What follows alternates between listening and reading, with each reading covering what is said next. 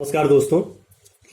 Media की बात करते हुए कई मित्रों के फ़ोन कॉल्स भी आए और कई हमारे ऐसे मित्र भी हैं जो मीडिया में बहुत अच्छा काम कर रहे हैं, बड़ा नाम कमा रहे हैं।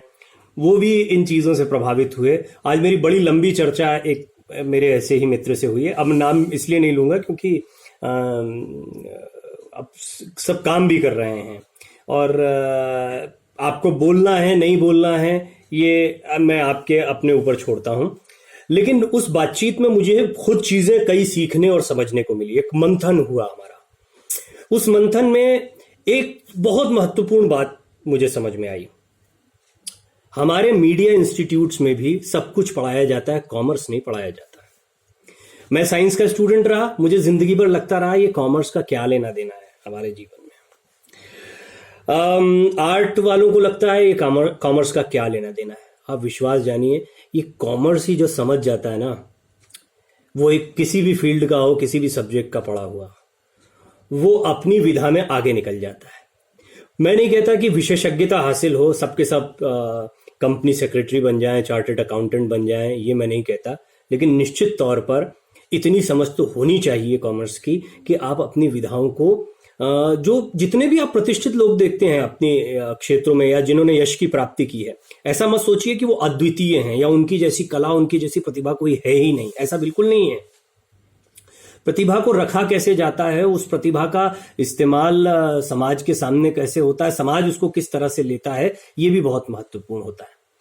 मैं नाम तो नहीं लूंगा, लेकिन अगर आप तमाम जो प्रतिष्ठित चैनल हैं उनके बैकग्राउंड्स पर जाएंगे तो आप पाएंगे, या अखबारों को भी देखेंगे कि बिजनेस हाउसेस इन्हें रन करते हैं, या कोई भी ऐसा बंदा जो सबसे शीर्ष पर बैठा होगा वो कोई ऐसा रहा होगा जिसका विजन होगा जो दरअसल व्यवसाय की तरह इसको शुरू करता है। मैं इसके ऊपर एक पूरा वीडियो अलग से रखूंगा कि किस तरह से व्यवसायियों ने संपादक बनने का प्रयास किया और संपादकों ने व्यवसायी बनने का प्रयास किया, क्योंकि ये भी एक बहुत दिलचस्प विषय है। लेकिन आज का मेरा मुद्दा है, उन लोगों से मेरा निवेदन है जिन्हें यह गलतफहमी हो गई है कि डिजिटल मीडिया में वो बस डिजिटल मीडिया आ गया है, चार लड़कों को देखा कि उन्होंने यूट्यूब चैनल शुरू कर दिया है, फलाना बंदा है वो बोलता रहता है तो उसके मिलियन सब्सक्राइबर हो गए, 10 मिलियन के पार हो गए हैं। वो ये नहीं देखते हैं कि वो बंदा पहले कहीं कोई धंधा कर रहा है, उसने अपना कोई धंधा जमा रखा है और अपनी पर्सनैलिटी को या अपनी इमेज को और मजबूत करने के लिए वो उस प्लेटफॉर्म का इस्तेमाल करता है और अपने शागिर्द, चेले या ये सारी चीजें बनाता है। इसी तरह से कोई है तो वो बिजनेस कोचिंग के नाम पर करते हैं। लोग ये नहीं सोचते हैं कि उनका बिजनेस ही है बिजनेस कोचिंग करना, यानी वो और कोई बिजनेस नहीं कर सकते हैं। भाई अगर वो आपके स्टील के बिजनेस को आगे बढ़ा सकते हैं तो खुद भी स्टील का बिजनेस कर सकते हैं, लेकिन नहीं, वो आपको बिजनेस समझाएंगे। दरअसल ये साइकोलॉजी की बहुत ही इनफॉर्मल जगह हैं या तरीके हैं। साइकोलॉजी एक विज्ञान है, उसमें बाकायदा इन चीजों को व्यवस्थित तरीके से रखा गया। एक्सपेरिमेंटेशन होते हैं, लैब एक्सपेरिमेंटेशन के जरिए। मैं खुद साइकोलॉजी का स्टूडेंट हूं तो मैं इसलिए ये बात आपके सामने रख रहा हूं कि ये सारी चीजें बहुत व्यवस्थित तरीके से वहां पर, उसका जो इनफॉर्मल रूप, इनफॉर्मल भी नहीं मैं कहूंगा, अधकचरा रूप है, वो यहां पर सब देखने को मिलता है। अब होता क्या है, मेरा वो दोस्त था, उसने नौकरी छोड़ी, अपना यूट्यूब चैनल डाला और वो इतने मिलियन सब्सक्राइबर और इतने महीने के कमा लेता है।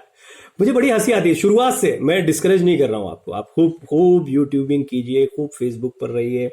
बहुत अच्छा लगता है मुझे भी कि आप ये मेरी चीजों को शेयर करते हैं और मेरे पास टीवी या मेरे लिखे से ज्यादा रिस्पॉन्स इन चीजों से आता है। लेकिन ये इन्हीं के लिए है, ये ध्यान रखिएगा। अगर इसी के, और इससे होता भी है, ऐसा नहीं है कि लोगों ने पैसा नहीं कमाया, पैसा कमाया है, लेकिन इसको जो ये व्यवसाय, इससे असली पैसा किसने कमाया सोचिए। इससे असली पैसा कमाया है, जी हाँ, अगर आप में से कई कुछ लोग सोच पाए, यूट्यूब ने, फेसबुक ने, जो इनके मालिक हैं, ये उनका व्यवसाय है। फिर वो कुछ इस तरह का इकोसिस्टम क्रिएट करते हैं, कुछ इस तरह का सिस्टम क्रिएट करते हैं कि उसमें मजबूरी में आप आते हैं, थोड़ा सा लालच होता है कि अब हमारा अपना धंधा जम जाएगा। अब इसमें टूट पड़ने की वजह क्या है, वो मनोवृत्ति समझना जरूरी है। वो मनोवृत्ति है खुद का व्यवसाय होना, खुद का काम होना। ये जो मनोवृत्ति है ये महत्व की चीज है, ये है सबके अंदर, लेकिन कैसे करें ये नहीं पता। तो जो आसान सी राह दिखती है, जिसको चार लोग कर रहे हैं, सोचते हैं कि हाँ इसमें क्या करना पड़ता है, कुछ नहीं, आपके जीमेल से एक अकाउंट बन जाएगा और रोज वीडियो डालते रहिए, कम से कम 10 वीडियो तो डालिए, थंबनेल बहुत अच्छा रखिए, ये करिए वो करिए, ये सारी चीजें आपको बताकर जचा दिया जाता है और उसके बाद में साहब आप तैयार हो जाते हैं।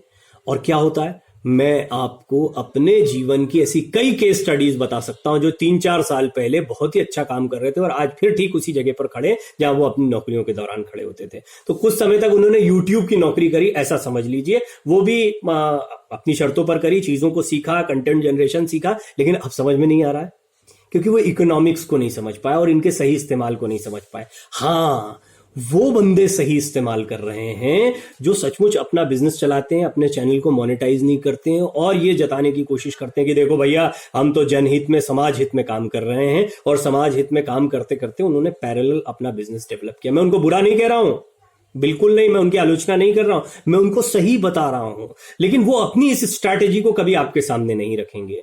वो आपको ये बताएंगे कि आपको ये करना चाहिए, वो करना चाहिए, वो तमाम चीजें जो ओशो कह के ओशो के हजारों वीडियोस पड़े हुए हैं इसमें। मैं देखता हूं जितने धर्म गुरु या कोई है उनको सुनने का मन भी नहीं करता है। वो लोग जस का तस उसको कॉपी कर लेते हैं कई बार, उनके थॉट्स को, या फिर कभी स्वामी विवेकानंद को पढ़ा हो। आत्मानुभूति एक छोटी सी किताब है, मैं आजकल पढ़ रहा हूं उनकी, विवेकानंद की आत्मानुभूति।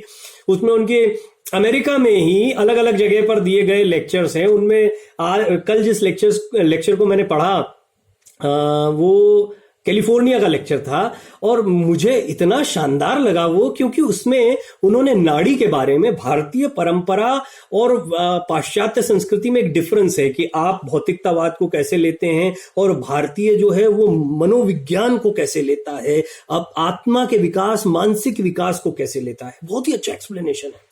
खैर ये विषयांतर हो जाएगा।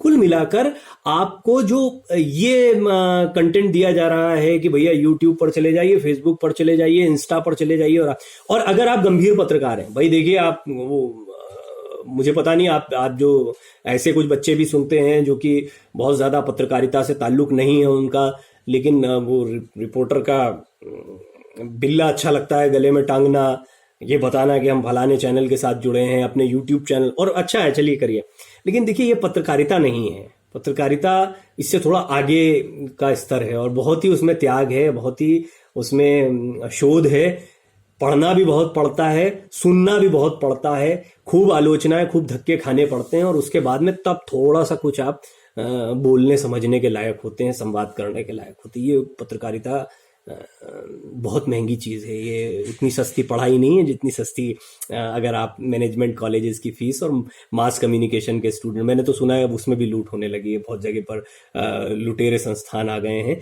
लेकिन उससे कंपेयर मत करिएगा। इसमें कीमत होती है जीवन की, इसमें होती है कीमत त्याग की, इसमें कीमत होती है सुनना पड़ता है। हमसे भी बहुत अपेक्षाएं थी कि ये करेंगे वो करेंगे, और पत्रकारिता करते हुए बड़ा विरोध हुआ था। अब जब पत्रकारिता में आ जाते हैं उसके बाद में जब ये आजीविका का संकट आता है और कोई बोलता है कि भैया ये कर लीजिए, वो कर लीजिए, हमारे साथ कर लीजिए, तो मैंने आपको एक चीज कही, गुलाम पैदा करने की साजिश जो मैंने कहा था, चलिए मैं इसको साजिश ना बोलूं तो आपकी अपनी गलती है। उसके बाद में आप कितने बड़े हो जाएं, कितने साल काम कर लें, ये जो बड़े बड़े चेहरे देख रहे हैं ना, मैंने कुछ बड़े बड़े चेहरों के साथ काम किया है जिनका दर्शन मात्र हो जाना या मेरे लिए ये कह देना कि तुमने बहुत अच्छा काम किया, तुम्हारी एंकरिंग देखी बड़ी अच्छी लगी, जब ये भी सुन लेता था तो ये समझ लीजिए कि ऐसा लगता था कोई बहुत बड़ा सर्टिफिकेट मिल गया कि उन्होंने कम से कम देखा। उनको आज के बच्चे जानते भी नहीं है, ये है समस्या। उनके संकट को भी मैं देख रहा हूं, ये है पत्रकारिता। तो मैंने उनसे सीखा है, और ऐसा नहीं कि उनकी पत्रकारिता में कोई गिरावट आ गई है, मैंने ये सीखा है कि एक समय है जैसे फिल्म स्टार्स का स्टारडम होता है, थोड़ा वो लंबा चलता है क्योंकि उनके पास और कार्यक्रम भी होते हैं और कहीं दिया बत्ती करने भी चले जाते हैं और भी बहुत से काम कर लेते हैं। फिल्म स्टारों का स्टारडम होता है, उससे फिर टेलीविजन स्टार का स्टारडम होता है, थोड़ा और नीचे होता है, लेकिन ठीक है चलिए उसमें भी कुछ ना कुछ मिलता रहता है। देखिए अरुण गोविल, दीपिका चिखलिया और सुनील लहरी वगैरह की याद तो आई गई ना लोगों को दोबारा। उससे भी नीचे का जो स्टारडम होता है वो उन बड़े बड़े चेहरों का होता है जो कि इस वक्त सेलिब्रिटी स्टेटस में है। ये सच कह रहा हूं मैं आपको, ये स्टारडम जो है ना मीडिया का, ये अभी लगता है लेकिन बहुत क्षणिक है। जैसे एक तारा टूटा, जैसे एक अंगारा जगमगाया और फूक गया, राख हो गया बहुत तेजी से। ये स्टारडम जाता है। अच्छा, इसी स्टारडम को देखकर, तो पहले तो ये स्टारडम कुछ नहीं है, जीरो है। ये दिमाग में बैठा लीजिए। मेरी बात समझ में नहीं आती, थोड़ा शोध कर लीजिएगा इसके ऊपर, देख लीजिएगा कि कैसे संकट काल में बड़े बड़े संपादक आ गए जो कभी नौकरियां देने की स्थिति में होते थे, वो आज खुद भी कोई नौकरी के लिए नहीं पूछ रहा उनको। और मेरे अपने जीवन की कहानी भी कुछ ऐसी रही, इससे बहुत इतर नहीं है। खैर, लेकिन अब सबसे अहम बात जो जिससे हमने शुरुआत की थी, करें तो करें क्या। तो करें क्या में सबसे पहले तो मेरा आपसे एक निवेदन है, किसी भी उम्र में पढ़ाई की जा सकती है, और जरूरी नहीं कि आप किसी कॉलेज या इंस्टीट्यूट में या मैनेजमेंट के स्कूल में जाकर, किसी जानकार आदमी से, किसी गुरु व्यक्ति से भी इसको समझा जा सकता है। ऑनलाइन कोर्सेज भी किए जा सकते हैं या स्वयं भी अध्ययन किया जा सकता है अगर उसकी क्षमता है आपके भीतर। तो कॉमर्स को समझिए, व्यवसाय को थोड़ा सा समझिए, अपने पैशन को निकालिए। कुछ बच्चों ने कमेंट किया जो हमारे साथ काम करते थे उस समय पर, बड़ा अच्छा काम करते थे, उन्होंने अपना अपना काम शुरू किया। मैंने आपको बताया कुछ एग्जाम्पल मेरे अपने निजी जीवन के हैं। कोई डॉक्यूमेंट्री मेकर बन गया, कोई बहुत अच्छा वीडियो ब्लॉगर बन गया, कोई अपना प्रोडक्शन हाउस चलाने लगा। तो ये तो सब टेलीविजन से जुड़े हुए काम है। कुछ लोगों ने कुकिंग का काम शुरू कर दिया, किसी ने योगा ट्रेनिंग का काम शुरू कर दिया, and they are very successful. हैं एक एंकर ऐसी भी हैं जो कि बहुत लोकप्रिय हो चुकी हैं अब यूट्यूब पर, लेकिन वो इसलिए नहीं कि वो किसी एक विशेष, हमने उनकी ट्रेनिंग भी करवाई, लेकिन आज वो बहुत ही लोकप्रिय एंकर हैं योग सिखाने के लिए या दूसरी चीजों को सिखाने। मैं इन नामों के लिए नहीं जाना चाहता। मैं पैशन, आपके अंदर पैशन और कंसिस्टेंसी, इस पर थोड़ा सा समय दीजिए। और ये जो बंध जाते हैं ना, एक बंधक सा महसूस करते हैं कि भैया ये कर लिया है तो इससे टूट कर कुछ और नहीं करना है, ये जो समस्या है इसकी जकड़न से बाहर निकलिए। मेरी बहुत सारी शुभकामनाएं आपको। विषय बहुत लंबा है, लेकिन एक जो बहुत महत्वपूर्ण विषय है उस पर मैं आगे जरूर कहूंगा कि ये संपादक जो है, इनका एंकर बनने का चस्का क्या है, और मेरा एक एंकर होते हुए संपादकों के साथ क्या अनुभव रहा है, और ये बड़े बड़े लोग जो होते हैं ये एंकरिंग करके क्या चाहते हैं, इसको मैं जरा आपको थोड़ा सा समझाऊंगा अगले किसी वीडियो में। अभी आपने सुना, इसके लिए बहुत बहुत धन्यवाद, बहुत शुक्रिया।